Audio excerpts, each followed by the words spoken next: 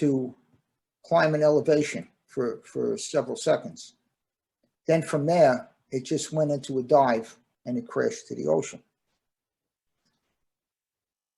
I listened more than once to that last testimony of this extremely detailed report that was given.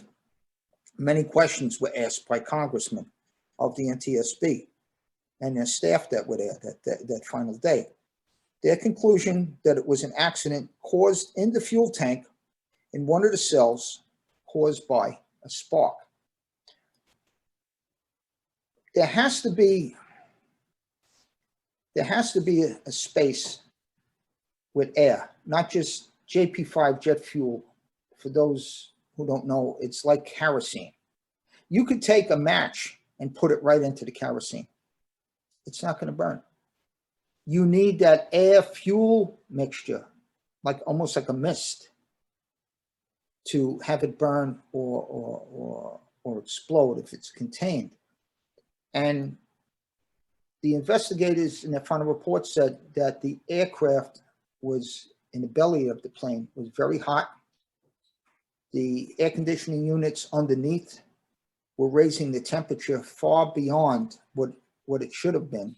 So if you can imagine the JP5 jet fuel in that belly tank in the fuel cells is heated up to a higher temperature than should have happened.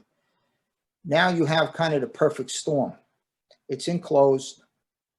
The plane is on an angle. The fuel is pulling back in the cells. It's moving. You have that air fuel mixture. Somehow, if it was a slave pump or a slightly broken wire and a spark happened. Now, I want to bring this up now because the FAA investigators in NTSB listened again. Remember we were talking about the black box? Yes. They went back.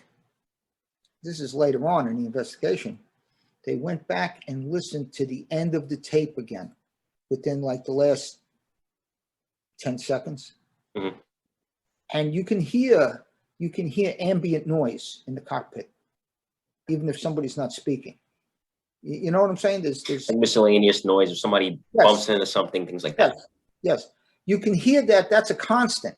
Yeah. Okay. And they put it on an audio graph. And for 1 second, it went dead. Then it came back on again. Then it went dead. Then it came back on, and that was it. So, in conclusion, with that theory, they think that there was a short somewhere in the electrical system. Again, an older plane, a long maintenance record, a lot of things were done, human error, Right. I go with that. I go with that. But now here, again, I'm going to say this again. I'm not an aircraft engineer. I'm just a detective. I'm a cog in a wheel. I'm a bomb tech. I go along with everything that they said with the final report. The only thing that left me, I'm trying to find the right words now to say. Befuddled? Not befuddled, but I never felt comfortable. I'm trying to put this in a professional, polite way. Uneasy? Uneasy that I was there. I saw the work, that exhausting work that was done for over 5 months, 12 hours a day. And I didn't witness a lot of other things too. Like you talked about the interaction with the executives from TWA. TWA. I worked where I should work, and that was working in the hangars, getting my hands dirty, getting down on my hands and knees, wearing boots, gloves, and a jumpsuit. That's my bread and butter. Getting right in there to the physical evidence. We did not find any evidence of terrorism, And believe me, there was a lot of theories talked about. The only thing that leaves me very unsettled, and it's not just me, the current bomb squad commander was a young sergeant back then. Mhm. He was interviewed in my book. You could read, and he was cleared for that because he's still active. He had to get permission to be interviewed for my book. He was never felt comfortable with the results of that. And neither did our mutual friend Dan McNally. Many guys in the bomb squad, not just NYPD, Nassau, Suffolk, okay, did not feel comfortable with like 100%. This was the only thing that could have happened. And again, I'll call it, for lack of a better term, the fly in the ointment is that you had very credible people, 100 people. Now, I wrote this down. Now, he put himself out there as a witness, and it's been recorded. You can actually see it if you go on YouTube. He's just one of several military people who happened to be on the South Shore that night, off duty, enjoying a drink, mingling with friends, and then glanced up that night. This guy is an eyewitness. You can actually look him up. He's on YouTube. Major Fred Meyer, M-E-Y-E-R. Before you continue, not to cut you off, the reason why what Don's about to mention plays a central role here is because where TWA was entering, and I saw this in a documentary, I would show it, but I don't want to run the risk of getting a copyright strike, so I won't, but it is on YouTube if you want to look it up, is that this was near a military base where when TWA was leaving the New York area, heading past Long Island, or at least trying to before it tragically went down. This is by a military base. And not only is it by a military base, sometimes, as Don and I will dive further into in a moment, they would conduct missile training. Rather they were doing that night, I don't know. None of us really do. Only the people that were there that night know. And obviously the only people that know that besides the members of the military base are the people on that TWA Flight 800 and the big man upstairs. It's something that relatively remains unknown. And obviously the big man's not going to tell us directly, and neither are the people on TWA Flight 800. But that being said, they would conduct in this little area certain trainings on some nights, and they would have flights on those days avoid the area, which is why the testimony of this military member that Don's about to give you plays a central role. Don, take it from there. Thank you for bringing that up, Mike. Also, I didn't mention it, and again, I'm gonna preface this. Okay, I'm old school, trained detective by old school detectives. I go with physical evidence. There's a certain amount of credibility in witnesses' statements, but I know that certain times things could be off. I know this from interviewing people many times in investigations.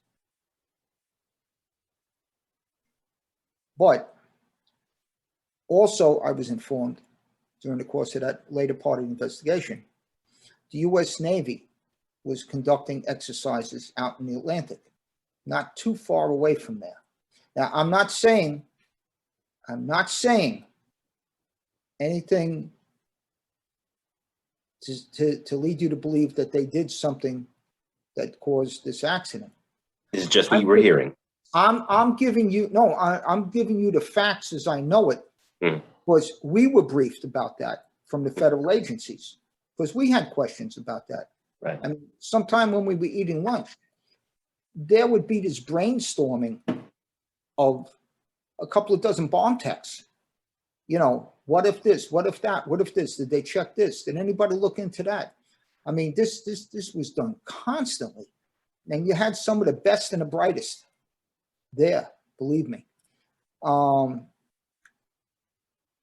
So again, the conclusion was that it was an accident, and they explained it. They showed video. You could see the testimony if you want to watch it. It's greatly detailed, but I will tell you the testimony is dry as toast. But if you're into watching it, then that's not to take away from the guys who were testifying. It's just that's the way it is, you know. It's blunt to the point. Blunt and to the point. But I'm going to give you this guy's name, and you could see him. And he wasn't the only military man that night, but he was at a cocktail party on the South Shore, and they feel that people who actually witnessed it on the South Shore, they calculated the distance. Clear night, was 11 miles away, and you had a clear sky to look at, this.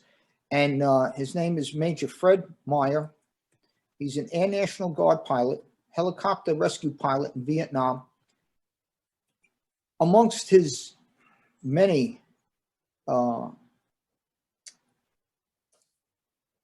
awards, he received the Distinguished Flying Cross for flying in combat, rescuing soldiers and Marines under combat conditions, being fired at with rockets as well as small arms fire. This man knows what rockets look like coming up toward aircraft. And he described it in the same way. Somewhere on the horizon that night, moments before, he saw something coming up from the surface of the ocean, coming up on an angle, traveling, getting right to behind the starboard wing by the fuel tank. There was a small explosion. Then there was a massive explosion right after that. Now, he goes into talking about, this is going to be confusing for some people, but it's kind of like apples and oranges. Yeah. There's a difference between a detonation of high explosives and a deflagration. Okay. Stop right there. Let me just define deflagration for the audience. Let me just look it up here.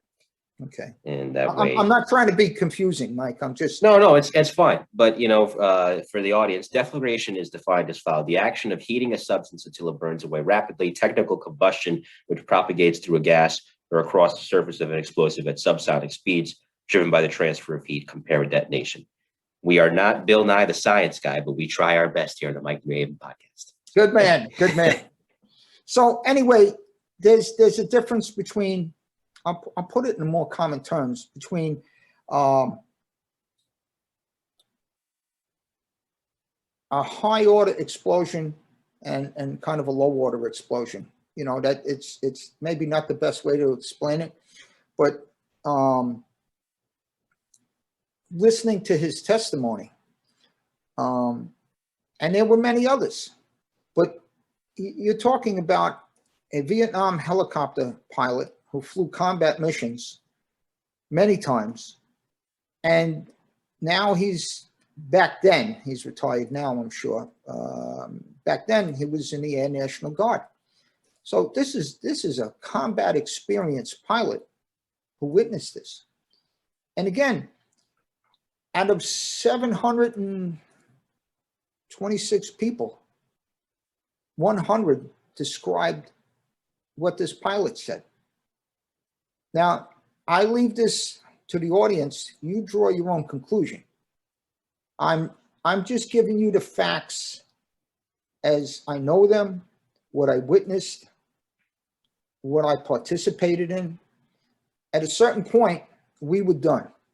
When I say we, I mean the bomb techs, law enforcement, even the FBI. There was no physical proof to say that, there was a bomb on board, and we went back and forth with this too, about the physical damage of the metal. Most people wouldn't be familiar with this, but there's a thing with metal called pedaling. Okay. To give you an idea, if you took a firearm and you shot it from outside into a car door, there would be a hole, but the metal would bend in. All right. That makes sense. If you were on the inside and fired a firearm through the door from the inside out, you'd have a hole, but now that hole on the outside, the metal would bend out. That's called pedaling. Okay. we didn't find that. We didn't find that. Now, that's not to say that it couldn't be. It's just, again, the hole was this huge rectangular hole behind the starboard side wing, but yet below the wing, on the side of the bulkhead of the aircraft, where the main fuel tank was. So I went back and forth with Ed Cattell from the FAA and Rick Hahn from the FBI Explosives Laboratory. And we kind of had, you know, they felt this was purely an accident. And I was like, okay, I don't see anything that's showing anything different, right?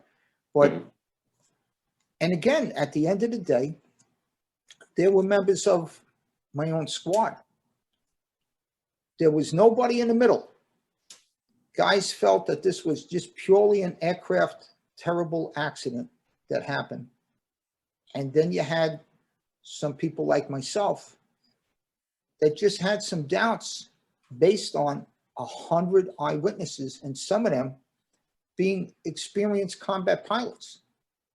You know, so I'm not trying to dodge anything, but I don't have an answer here. I don't have an answer. I believe that it was a terrible accident, but like I said, for me to fly in the ointment, 100 people, very credible people,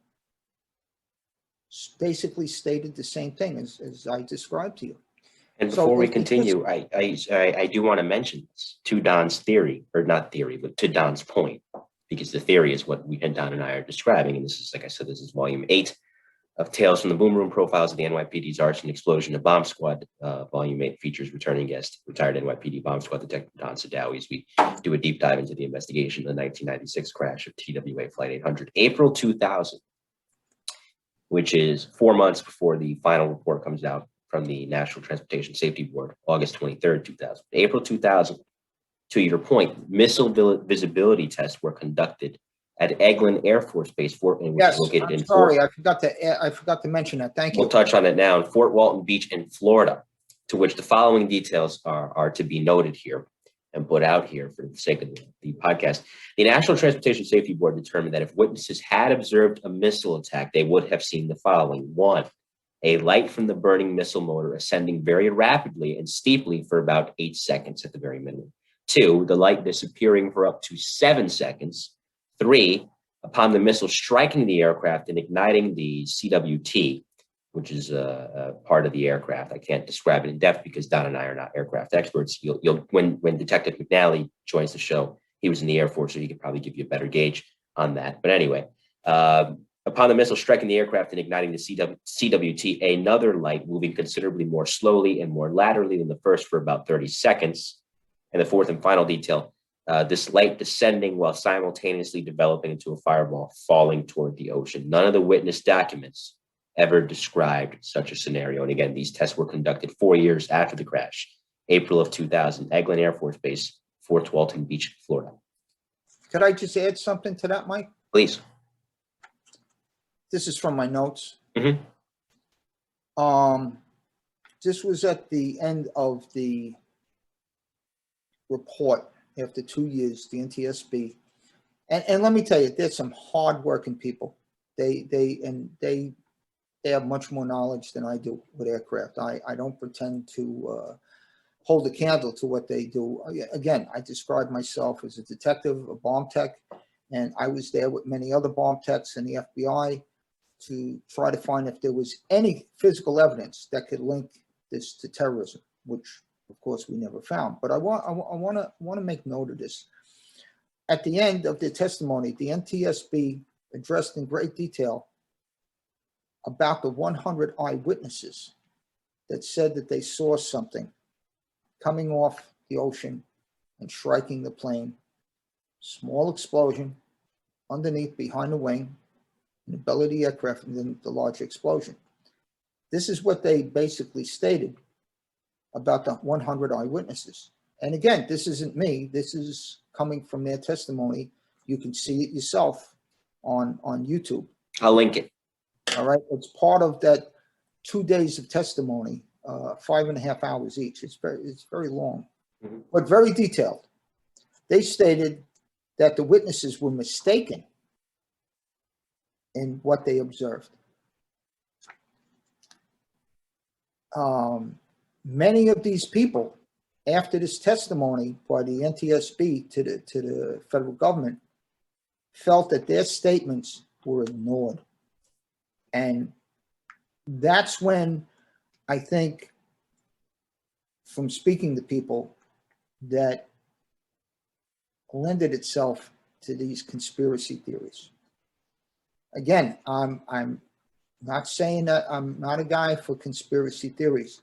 No, neither am I. But I think by this, they didn't dismiss their testimony, but they said what they saw, that they were mistaken in what they observed. And that, I think, was personally upsetting to many people who took the time to come forward and give their statements. I don't have an answer. I don't have an answer. I will go with the conclusion that the aircraft did have kind of the perfect storm, if you would, of it's an older aircraft. It was it had already flown once in the day on a long trip to Greece, right, to and from Greece, and it was very hot that day, that night. It was delayed on the runway for over a couple of hours. The air conditioning unit was underneath the main fuel tank, and that, just like in your car, you know, you put the AC on in your car, that AC unit underneath in the engine, that thing heats up tremendously. So, you know, the maintenance records, you know, they did repairs with the wiring over the years. They bundled them together and pulled them tight. You know, could there have been a break in the insulation? You know, I think what lends credence to that, and again, it's not my forte, but working and observing and listening to the NTSB people and FAA investigators, when they went back later and listened to the tape of the black box, in the last, I don't know, 20 seconds or less, you can hear background in the cockpit, you know, ambient noise, and all of a sudden there's a break, there's nothing. And then it comes back on again. Then it cuts out again. Then it comes back on, and then there's nothing. And what they did, they put it in a piece of electronic equipment for audio. So it's on a line, and you could see it moving, and you could see it's picking up noise, and then there's nothing for like a second. And then it comes back on again, and then it's off again, and then it's on, and then that's it. That's it. So, you know, there's a lot of credibility that it was, you know, electrical in some manner. I will call it the perfect storm. If you listen to this testimony, I mean, they go through great lengths to show how this could have happened. But again, for me, it's always been unsettling about the 100 eyewitnesses, especially the military pilots, guys who are combat veterans, who describe what they saw. And many people were very upset. And I think that's where a spin-off afterwards, I didn't follow any of it, but it seemed like after that period, sometime after that, people were talking about conspiracy theories all over the place. Well, you know what? It's funny. It plays perfectly into what I was going to say, because the article I have in front of me from Yahoo News, it's actually today. It was uploaded today in regards to the 25th anniversary, which again is this Saturday. And it says this. This is coming in from a gentleman by the name of Shane Miller, a professor at St. John's University, not St. John's in Queens, but rather St. John's in Minnesota. And he researched the conspiracy theories surrounding the crash. And he says the following: it was really the first conspiracy of the internet age because, and I know I sound like a broken record for the listeners saying context, context, context. And I know you probably want to reach through the screen and say, we get the point. But nonetheless, in regards to, again, I go back to that because at this time, 96, the internet, it's not what it is today. Right. Look at what Don and I are doing right now. I mean, who would have thought that this was fathomable 25 years ago? But it was present online. Walking around, Mike, I was walking around with a pager on my belt. And that was it. That was the cool thing back then. It would vibrate, yeah, and it would give me the number of who's trying to reach me. And I always carried, this is going to sound funny, especially to a younger audience, I used to always carry in my pocket a couple of dollars in quarters so that I could go to a payphone on a corner and call in to the office and say, what's going on? Because we didn't have cell phones. And you used to be able to do it for free, I believe, right? NYPD let you guys do it for free. I think Bill Cannon told me that one time. It depends who the operator was. And I didn't like to have to go jump through hoops. So I just carried, $3 worth of quarters in my pocket, and I would just jump out of a vehicle and just go to the corner phone in front of the bodega and just dial the office, the bomb squad office direct. And I'd speak to whoever answered and say, what's up, No, of course. And so, but at the time, like I was saying, 1996, by this point, internet's there, chat rooms have started up, and much like today, there's no gatekeepers. I think with anything that's new, there's really no gatekeepers. It's kind of like the Wild West. Anybody that was on a computer back in the mid 90s will tell you that it was an interesting time since this was still a relatively new concept. And so what Professor Miller said is, well, this is just that. It was the first conspiracy of the internet age. And it was the first to be picked up and widely circulated online, to where in doing my homework, I love doing deep dives on anything. But this was interesting, obviously, given the fact that I'd be talking about it with you. There are chat rooms going back to 1998, going back to 2002, that are archived and perfectly in place. And the detail has been changed, of people constantly posting, I heard this, I saw this, I think that. And, it's kind of like a game of telephone, if you will. Eventually, what was originally said becomes so distorted, you don't know what's true anymore. Well, that was, if you remember just a little while ago in our interview, I said there is a distinction between people being interviewed telling what they witnessed, not what they feel or what they believe. Because now the difference is you're drawing a conclusion based on something you saw. And not just in this investigation, but other investigations. Here, I'll give you an example, and I'm sure you'll remember this. When we talked about the 1993 bombing, I interviewed people coming in to the Winter Garden right after it happened. And people are very distressed. Some people are sobbing. They're all very emotionally upset. And I decided to start interviewing people, men and women, very credible, very, very well educated people working in the financial community. Some said to me, a bomb went off in the lobby of the North Tower across the street.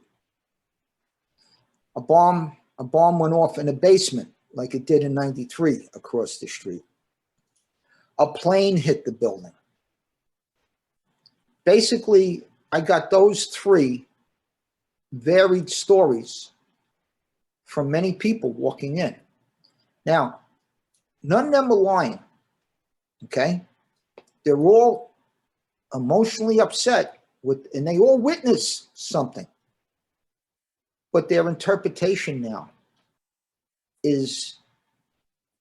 has to be investigated, but they're putting a lot of emotion emotional feelings into it. And again, their own mental baggage, their own life experience. I find that comes to play when you interview someone or several people, and you interview them separately. You don't put them together that they can overhear each one's statement, because that could influence them also. Oh yeah, that's what I think too. Okay. So I was thinking on my feet, very quickly and methodical.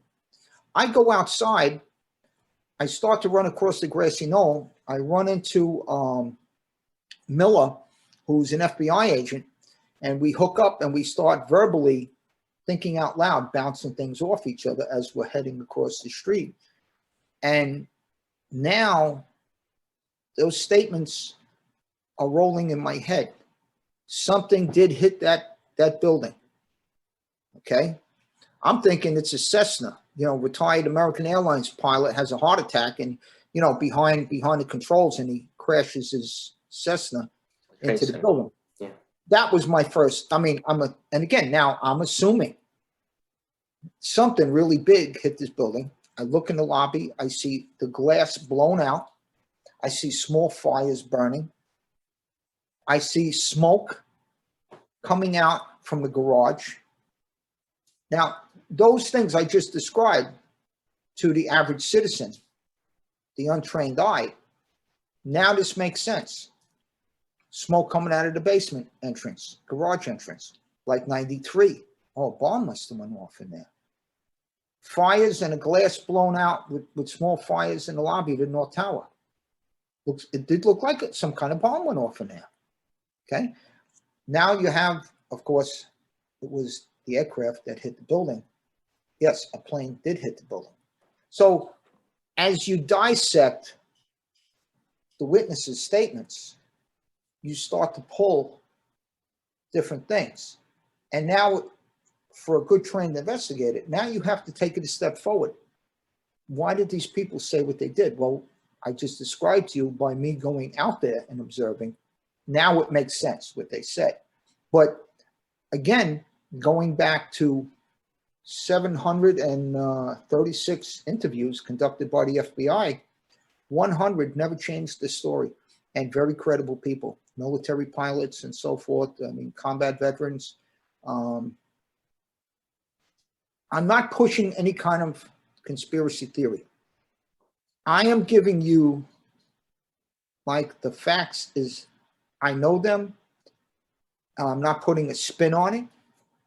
It's just, this is what was there. There's a lot of us that were but there's a lot of guys that were very comfortable with the explanation that it was just an accident. And I respect them. Ed Cattell from the FAA, he believes, now he has much more aircraft knowledge than I do. I'm just a mere detective. I'm a cog in a wheel, as I describe myself. Right. He believes that it was a catastrophic accident. Again, I'll go with that.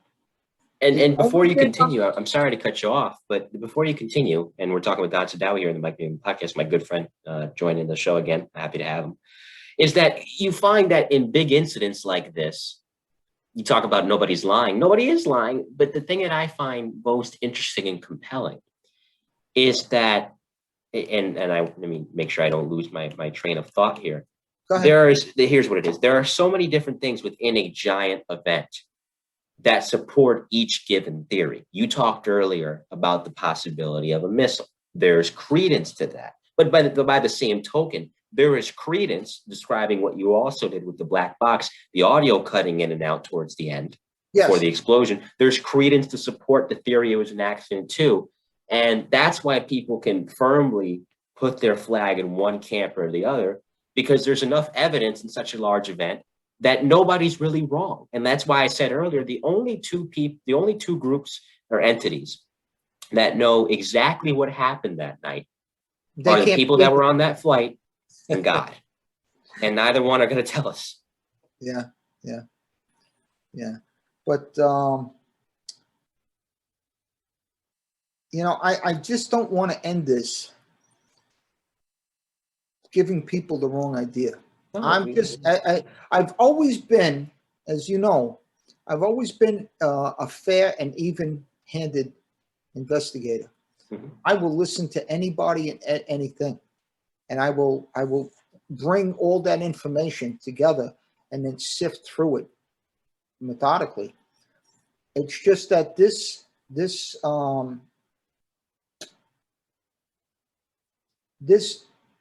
we weren't able to. I'm not able to say with 100% knowledge that absolutely just this happened. I can't. And I don't think anybody else can either. But there's, like you said, there's two camps. There's two camps. Even within the NYPD Bomb Squad, there was a number of us. And listen, these guys, I respect every one of them. You know, they got the same credentials as me and same kind of experience professionally. That, listen, I respect what you think. That, yeah, it was truly a catastrophe, an accident. I call it the perfect storm that came together with, as you described about the history of the aircraft, you know, in recent times. But yet, those 100 people in particular, those military pilots, combat pilots, I was never fully comfortable with it. Never fully comfortable. But there's no way to prove either way at this point. Now, I want to throw one more thing in. I think you told me Bernie Johnson called me from the State Department to let me know, longtime friend, as you know, from reading my book.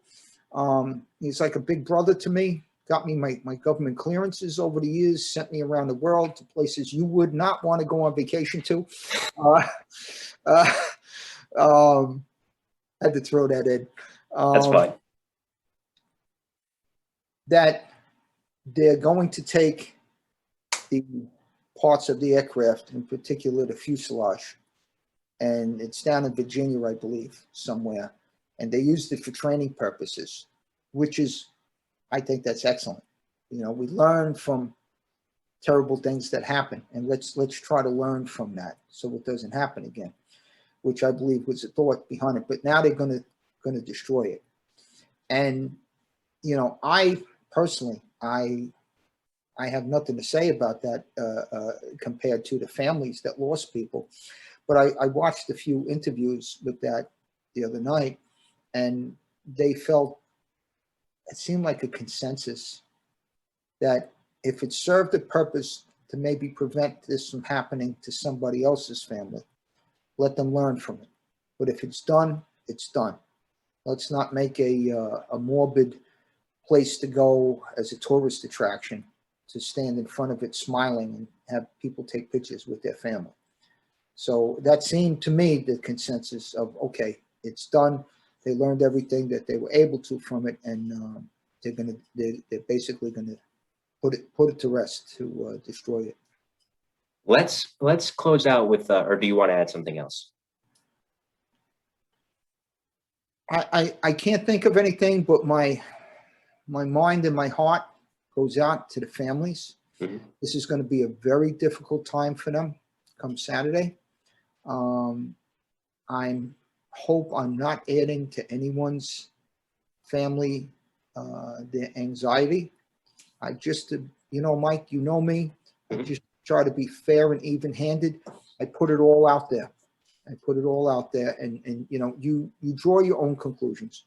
Of course, and the purpose of me doing this podcast with both Don and Detective Dan McNally when he comes on is not so, ooh, I'm going to get a lot of views with this. No, this is a tragedy. People lost lives. People lost loved ones. My intent here is not to, ooh, let's go down the conspiracy theory rabbit hole. That's not you. You guys, the listeners, you know me well enough by now. I don't do that, and I never will, because that's just so tasteless and unethical. The purpose of having Don on and then having Dan on later is just to give us the investigative side, to give us their perspective, to give us what their thoughts into the investigation were. And you saw throughout this podcast, which may or may not be split into two parts. I'll see when we're done recording here, if I have to. You've seen throughout this recording that we've been delicate. We've just dealt with the facts. You know, if you want some conspiracy theory nonsense, YouTube's a big place. I'm sure you can find it. but you're not going to find that here. We deal with respect and we deal with facts. And so what I do want to close out with is that you mentioned the lunch you had with the guys earlier. I had this conversation with Dan off the air. The Bomb Squad rolls deep. I don't know how many guys are rolling on it now, but usually you guys got between 30 and 40 members. Everybody had a hand in this. You know? When I first went in that squad, it was 12 members, not including 2 sergeants, a lieutenant, and a PAA. And we covered the city 24/7. And it's grown since then, yes. Let me tell you, to where by the mid-90s, especially after 93, it had a lot of different guys in it. That lunch, we'll close out with this, if you want to talk about it. And if you don't, that's fine. Go ahead. When you guys I were want to tell you, I'm not one of these guys to put some macho spin on things. I give you my emotions, my feelings, and my thoughts as a human being, not just as an investigator. You know, I had a young son and daughter at that time that was the same ages of some of the victims. Some of the victims, and it was very haunting for me to take them out of the body bags with the helping out the people from the ME's office and placing them on the stainless steel tables in the operating theater. And there, by the grace of God goes I kept thinking about my son and my daughter, and it was very disturbing and very haunting. You know, I'm not a robot, Right. You know, I try to give you my honest feelings as well as my observations. So if you want to take that further, go ahead, Mike. So that lunch that you guys had, I mean, kids or no kids, I mean, even if you don't have kids like me, I have my nieces and my nephews. I don't even want to imagine something like that happening to them. And, you know, you're sitting there with these guys. All of them have had a hand in investigating this. All of them, it's taken a toll. Because, like I said, kids are not. There's the human element to it, and you're not robots. So when you're sitting in that deli in the summer of '96, take me through what the conversation was like with those guys. This was well into the 5 months. Well into, I think we had all the autopsies done. It's winding down. When we told the bosses that a bunch of us wanted to go for a long lunch, they knew we were all drained. Not so much physically, but somewhat emotionally, mentally, emotionally. And they said, take as much time as you wanted. And we drove out to this deli. There was nobody else in there, and they had big tables in the back. So we had a chance to have some privacy. And you could tell when you work with somebody, you could tell, you know, maybe some people start to clam up a little bit. You could see something's on their mind. You get to know people. You know, you're working with them for 5 months. And I started it. I opened my mouth. I says, look, I don't know about you guys, but I'm having some nightmares. I says, from spending time at the morgue and helping out there. I said, it's a necessary evil. This is something absolutely has to be done. And I started to relate to the fact that I had a son and young son and daughter, the same age as some of the children's bodies that we were unzipping the body bags with seawater coming out of it, and very respectfully helping the morgue attendants, you know, place the bodies onto the operating theater table, and then witnessing a full autopsy. And I won't go into the details because there's no need to, but it is, Leave it out. It is, in some respects, I know it needs to be done, but it's very barbaric. Plus, add to it the sights, the sounds, the smells. And I opened up that I'm having some nightmares about it. And I'm feeling very unsettled about it. And then one by one, these big, burly, strong guys sitting around this big table, we all started to open up that, yeah, you know what? It's bothering them too. And I think it was really good that we kind of spontaneously did that, because we kind of got it like off our chest. this wasn't something that you were going to bring home and talk to your spouse with. You kind of like, maybe it's not the right thing to compare to, but it's kind of like guys who have been in combat, you know, veterans or you know, cops or firemen who have been in tragic situations. You don't feel comfortable talking to somebody unless they were there too, because they're having the same feelings and emotions, and we all opened up to each other. Now, we must have sat there, I don't know how long, but a very long time to get back. The boss is going to be all over us. And we were like, yeah, okay, but you know what? It's all winding down now. We deserve to have a long lunch. And it was good. I mean, I think we all felt better for verbalizing how we've been feeling, you know, mainly from this stuff with the witnessing the autopsies in the morgue. And I've witnessed, believe me, this wasn't my first rodeo for autopsies, but you know, when there's a change of command, so to speak, within the hierarchy of the mafia, and on Saturday mornings when guys are getting into their Eldorados and they're starting their cars and they're blowing up, and we respond, I could separate myself mentally and emotionally from that, you know, and I'm not degrading anything, but like I put my professional face on, and you know, I'm looking at a middle-aged or elderly guy. This is the business that they live in. This is the dangers that are always there. And now I do my investigation. One of us goes to the morgue. We're there for the autopsy. They do a full protocol, which is a little more involved than just cause of death. And I could deal with that, and I could walk away, and I'm not having any emotional feelings about it. But I did when it came to the kids, you know, these innocent children. Not everybody on that plane was innocent. You know what I'm saying? But I think this struck a nerve for a bunch of us. And it wasn't discussed, but you could tell guys had stuff on their mind, you know, toward the end. And I will tell you honestly, I felt much better that we talked, we hashed it out, we shared with each other, you know, breaking bread together, taking our time talking about how we really felt about all this. And when we got back, the boss has seen us all pull up in cars, and we came walking into the hangar, and not one of them chastised us.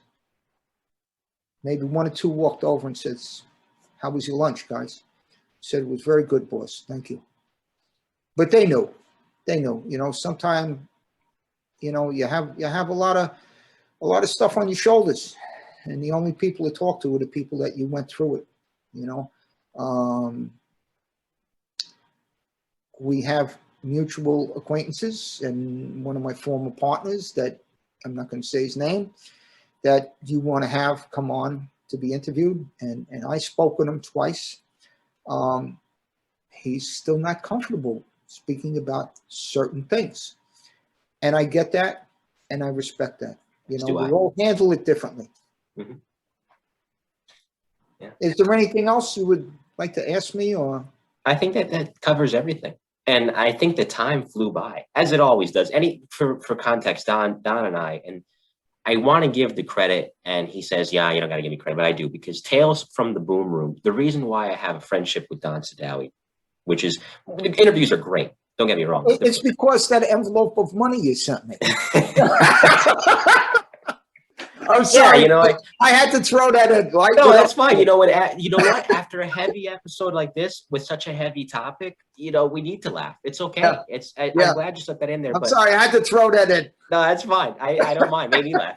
But Bill Ryan, our friend from the Arson Explosion Squad, Tales from the Boom Room started because of him, and he gave it instant credibility by coming on the show as part of that mini series, and he gave me the title for the miniseries. And so the reason that I know Paul Perricone and have a friendship with him, the reason why Dan McNally is a friend of mine now, and the reason why Don and of course Bill too. Bill's a good friend of mine. But the reason why Don is and I have formed a great friendship with one another is because of Bill. The ball doesn't get rolling without him helping me form that miniseries and giving it the instant credibility to come on, which allowed me to call up Don one day and say, "Hey, I'm a friend of Bill Ryan's. Would you mind doing my show?" And here he is. Not one time, but now two. And we covered a lot.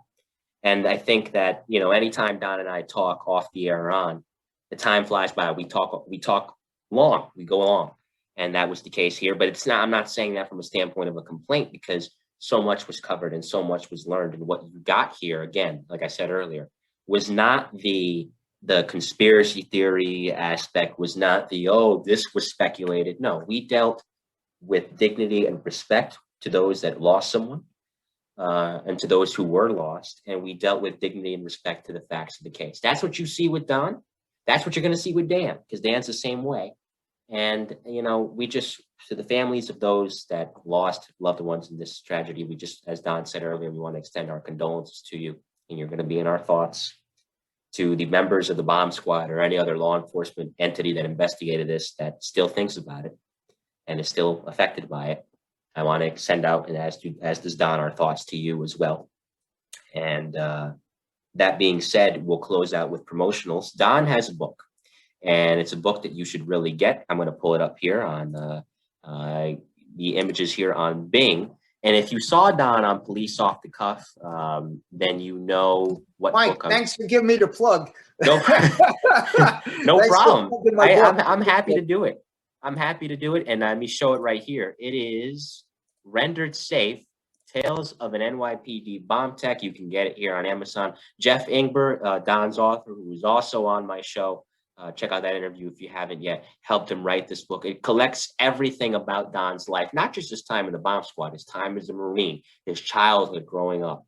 Of course, investigating the 1993 World Trade Center bombing, investigating TWA Flight 800, his terrifying brush with death at the World Trade Center on 9/11. If you haven't gotten Rendered Safe, Tales of an NYPD Bomb Tech, I highly suggest you do. I'm going to link it in the description of this episode.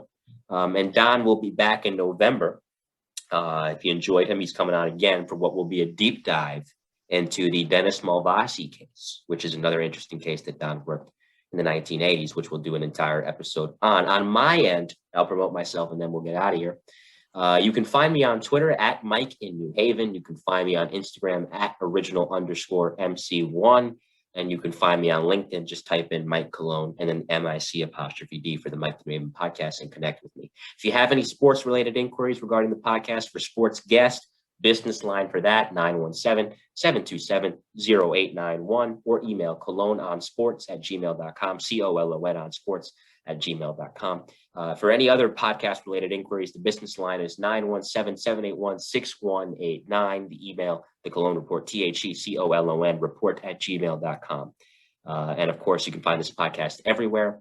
iTunes, Spotify, Spreaker, iHeartRadio, wherever you get your podcasts, and of course on YouTube for the video version, MC's audio, MC_S audio. All that being considered and said, coming up on the Mike Newman podcast, I should say, of course, Dan McNally will be coming on for his perspective into the TWA investigation. We had to reschedule a little bit, but that's okay. Dan will be on soon. This Monday and Tuesday, interesting guest, Joe Murray, retired NYPD officer and current criminal defense attorney, is coming up. And July 20th, we'll get back into the sports aspect of the podcast. Boston Globe legendary sports writer and Hall of Famer Bob Ryan will join me here in the Mike Newman podcast. So exciting stuff coming up. And with all that being considered and set up, on behalf of my good friend, retired NYPD Bomb Squad Detective Don Sadowy, I am Mike Cologne, and we will see you next time. Take care, everyone.